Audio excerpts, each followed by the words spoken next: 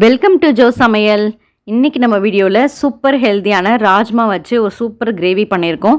இந்த கிரேவி பார்த்திங்கன்னா இட்லி, தோசை, சப்பாத்தி, பூரி அப்படினுக்கு எல்லாத்துக்குமே சூப்பர் காம்பினேஷனாக இருக்கும்.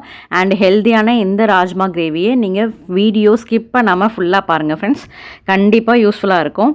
இது வந்து பார்த்திங்கன்னா நான் இன்றைக்கி பூரியோடு தான் சர்வ் பண்ணுறேன்.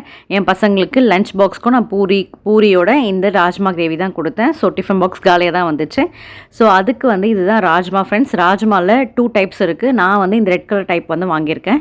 இது வந்து ஓவர் நைட்டு ஃபுல்லாக நீங்கள் சோக் பண்ணிவிட்டு மறுநாள் காலையில் வாஷ் பண்ணி லைட்டாக உப்பு போட்டு குக்கரில் ஒரு 10 விசில் வேக வச்சு ரெடியாக எடுத்து வச்சுக்கோங்க. இப்போ கடாயில் தேவையான அளவுக்கு எண்ணெய் ஆட் பண்ணிக்கோங்க. எண்ணெய் ஆட் பண்ணிவிட்டு இதில் பட்டை, லவங்கம், சோம்பு, ஏலக்காய், பிரிஞ்சி இலை எல்லாமே ஒரு 2 அளவுக்கு ஆட் பண்ணிக்கோங்க. ஆட் பண்ணி கொஞ்சம் நல்லா எண்ணெயில் பொரிஞ்சு வரணும். இப்போது இஞ்சி பூண்டு விழுது ஒன்றும் பதிமாக தட்டி வச்சுருக்கேன். ஸோ அதை வந்து ஆட் பண்ணிக்கோங்க. நீங்கள் விழுதா கூட நீங்கள் ஆட் பண்ணிக்கலாம். நான் இன்றைக்கி 1 பதிமாக தட்டி ஆட் பண்ணிக்கிறேன். ஸோ அதையும் நல்லா எண்ணெயில் வதக்கி விட்டுக்கோங்க.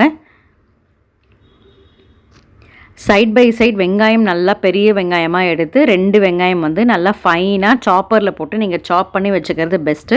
அப்படி இல்லைனா நீங்கள் கத்திலே இல்லை அரோமிலே குட்டி குட்டியாக அரைஞ்சி வச்சுக்கோங்க. இப்போ வந்து கருவேப்பிலை கொஞ்சம் ஆட் பண்ணி நல்லா வதக்கி விட்டுக்கலாம்.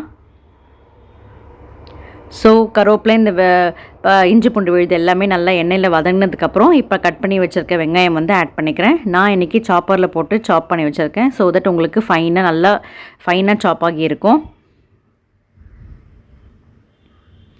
ஸோ கலர் சேஞ்ச் ஆகி வர அளவுக்கு நல்லா வெங்காயம் வந்து நல்லா வதக்கி விட்டுக்கோங்க.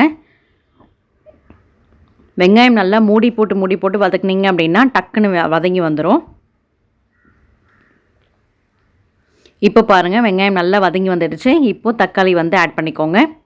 நீங்கள் தக்காளியில் மிக்சியில் போட்டு அரைச்சி பேஸ்ட்டாகவும் ஆட் பண்ணிக்கலாம். அப்படி இல்லைனா ஃபைனாக இந்த மாதிரி சாப்பரில் போட்டு சாப் பண்ணி நீங்கள் ஆட் பண்ணிக்கலாம். அது உங்கள் விருப்பம். நான் இன்றைக்கி சாப்பரில் போட்டு குட்டி குட்டியாக ரொம்ப நல்லா ஃபைனாக சாப் பண்ணி ஆட் பண்ணிக்கிறேன். ஸோ தக்காளி நல்லா வதங்கி வரணும். வெங்காயம் தக்காளி வந்து நல்லா வதங்கி வரணும். ஸோ வதங்கிறதுக்காக நான் வந்து உப்பு ஆட் பண்ணிக்கிறேன். கிரேவிக்கு எவ்வளோ தேவையோ அந்த உப்பு நான் இப்போயே ஆட் பண்ணிவிட்டு ஒரு தட்டு போட்டு மூடிடுறேன். ஸோ தட் உங்களுக்கு வெங்காயம் தக்காளி நல்லா சீக்கிரம் வதங்கி வரும். தக்காளியில் இருக்க அந்த தண்ணிலாம் சுண்டி நல்லா இந்த மாதிரி வதங்கி வர அளவுக்கு வெயிட் பண்ணி நல்லா வதக்கிக்கோங்க. இப்போது கை நிறைய கொஞ்சம் புதினா வந்து ஆட் பண்ணிக்கோங்க. இந்த கிரேவிக்கு ஃப்ரெஷ்ஷாக புதினா ஆட் பண்ணும் போது டேஸ்ட்டும் வாசனையும் நல்லா சூப்பராக இருக்கும். நல்ல ஃப்ளேவர் கிடைக்கும். அண்ட் தென் உங்களுக்கு டேஸ்ட்டுமே அந்த புதினா டேஸ்ட் நல்லா தெரியும். ஸோ கண்டிப்பாக புதினாவை மிஸ் பண்ணாமல் கண்டிப்பாக ஆட் பண்ணிக்கோங்க. ஸோ வெங்காயம், தக்காளி, இஞ்சி பூண்டு விழுது, இந்த புதினா எல்லாமே நல்லா எண்ணெயில் வதங்கி வரணும். இப்போது மஞ்சத்தூள் ஆட் பண்ணிக்கலாம். நெக்ஸ்ட்டு காஷ்மீரி மிளகாத்தூள், தனியாத்தூள், கரம் மசாலா ஆட் பண்ணிக்கோங்க. கொஞ்சமாக சீரகத்தூள் இருந்தால் கூட ஆட் பண்ணிக்கோங்க. ஸோ நான் இன்றைக்கி கலருக்காக காஷ்மீரி மிளகாத்தூள் மட்டும்தான் ஆட் பண்ணிக்கிறேன். எக்ஸ்ட்ரா நான் வெறும் மிளகாத்தூள் ஆட் பண்ணலை. நீங்கள் காரம் கொஞ்சம் அதிகமாக வேணும் அப்படின்னா நீங்கள் வெறும் மிளகாய்த்தூள் எக்ஸ்ட்ரா ஆட் பண்ணிக்கோங்க. ஆட் பண்ணி நல்லா மசாலா வந்து எண்ணெயில் நல்லா வதங்கி வரணும்.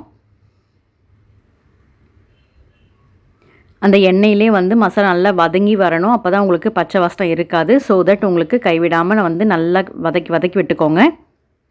இப்போ கொஞ்சமாக வந்து தண்ணி ஆட் பண்ணிக்கோங்க. ஏன்னா மசாலா வந்து ட்ரையாக இருக்கிறதுனால அடிப்பிடிக்க வாய்ப்பு இருக்குது. அதனால் கொஞ்சமாக வந்து தண்ணி ஆட் பண்ணி நல்லா வந்து ஒரு 2 மினிட்ஸ் இல்லை 1 மினிட் வந்து நல்லா அந்த தண்ணி சுண்டுற அளவுக்கு கொதிக்க விடலாம்.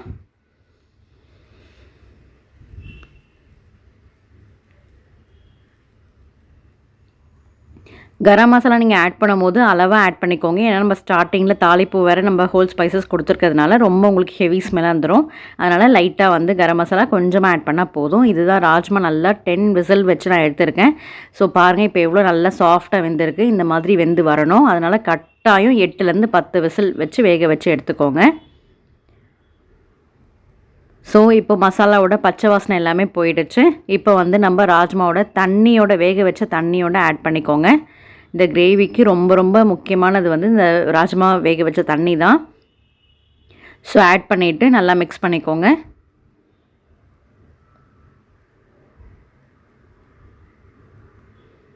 இப்போ நல்லா கிரேவி வந்து அந்த ராஜ்மாவோட நல்லா கொதிச்சு வரணும். நல்லா ஒரு சேர நல்லா மிக்ஸ் ஆகி கொடுங்க. இந்த டைமில் நீங்கள் உப்பு காரம் நீங்கள் செக் பண்ணிக்கோங்க, கூட குறைய நீங்கள் ஆட் பண்ணிக்கோங்க. உங்களுக்கு கிரேவி எவ்வளோ கன்சிஸ்டன்சி திக்னஸ் வேணுமோ அந்த அளவுக்கு நீங்கள் தண்ணி வந்து கூட குறைய ஆட் பண்ணிக்கலாம். இப்போ இன்னும் கொஞ்சம் புதினா ஆட் பண்ணி நல்லா மிக்ஸ் பண்ணி விட்டுக்கோங்க. இப்போது ஒரு 3/4 கப் தேங்காய், ஃப்ரெஷ் தேங்காய் எடுத்து தண்ணி ஊற்றி நல்லா திக் பேஸ்ட்டாக நல்லா ஃபைனாக அரைச்சி வச்சுருக்கேன். அதை வந்து ஆட் பண்ணிக்கோங்க. கண்டிப்பாக இந்த கிரேவிக்கு தேங்காய் பேஸ்ட் ஆட் பண்ணிக்கோங்க, டேஸ்ட் இன்னும் கூடுதலாக இருக்கும். ஸோ நல்லா மிக்ஸ் பண்ணிவிட்டு ஒரு மீடியம் ஃப்ளேமில் ஒரு 5 to 10 மினிட்ஸ் வந்து மீடியம் ஃப்ளேமில் கொதிக்க விடுங்க. அப்படிலாம் சிம்மில் வச்சு கூட நீங்கள் மூடி போட்டிங்க அப்படின்னா மெதுவாக வந்து கொதிச்சிட்ருக்கோம். ஃபைனலாக கொத்தமல்லி தூவிட்டு இறக்கிடலாம். அவ்வளோதான் ஃப்ரெண்ட்ஸ், நம்மளோட டேஸ்டியான ராஜ்மா கிரேவி ரெடி ஆகிடுச்சு. இந்த ஹெல்த்தியான ரெசிபியை கண்டிப்பாக ட்ரை பண்ணி பார்த்துட்டு உங்கள் ஃபீட்பேக்கை எனக்கு கமெண்ட்ஸில் ஷேர் பண்ணிக்கோங்க ஃப்ரெண்ட்ஸ். சப்பாத்திக்கு சூப்பராக இருக்கும் அண்ட் பூரிக்கும் சூப்பராக இருக்கும். எப்போவுமே ஒரே மாதிரி கிரேவி செய்யாமல் இந்த மாதிரி டிஃப்ரெண்ட்டாக அதுவும் ஹெல்த்தியாக செஞ்சு சாப்பிடும் போது கண்டிப்பாக நம்மளுக்கு ஹாப்பியாகவும் அண்ட் ஹெல்த்தியாக சாப்பிட்டோம் அப்படின்ற ஃபீல் இருக்கும். வீடியோ பிடிச்சிருந்தால் லைக் பண்ணுங்கள், கீழே கமெண்ட் பண்ணுங்கள், சப்ஸ்கிரைப் பண்ணுங்கள்.